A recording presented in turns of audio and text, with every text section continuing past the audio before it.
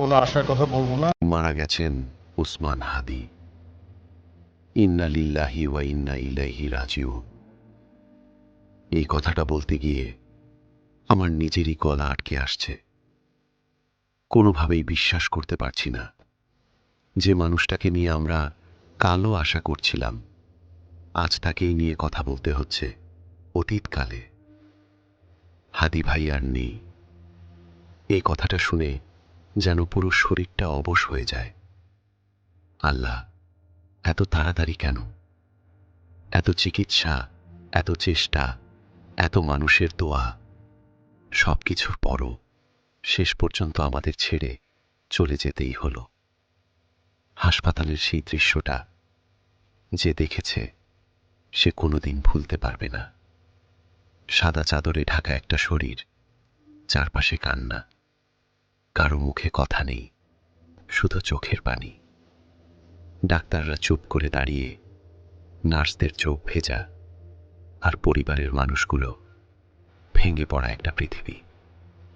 একজন মা নিঃশব্দে কাঁদছেন, হয়তো ভাবছেন, আমি কি সত্যিই আমার ছেলেকে হারালাম?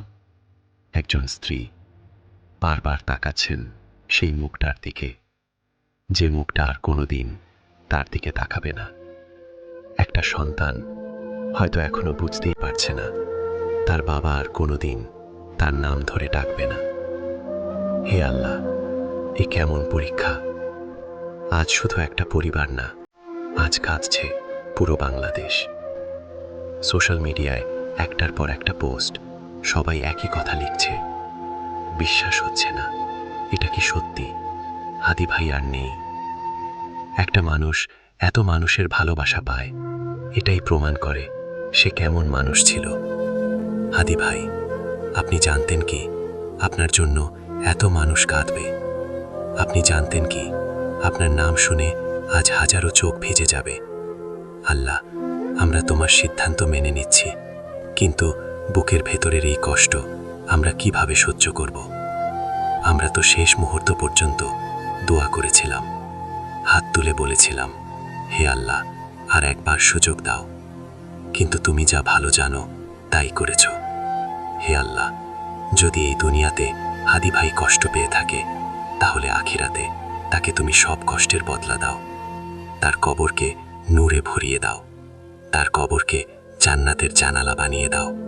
তার প্রতিটি নিঃশ্বাস, তার প্রতিটি কষ্ট, সবকিছুর বিনিময়ে তাকে জান্নাতুল ফেরদাউস দান করো। আজ এই ঘটনাটা আমাদের সবাইকে একটা কঠিন সত্য মনে করিয়ে দিল। আমরা কেউ স্থায়ী নই। আজ সে, কাল আমি, পরশু হয়তো তুমি। দুনিয়া একটা পরীক্ষার হল, আর মৃত্যু একটা নিশ্চিত সত্য।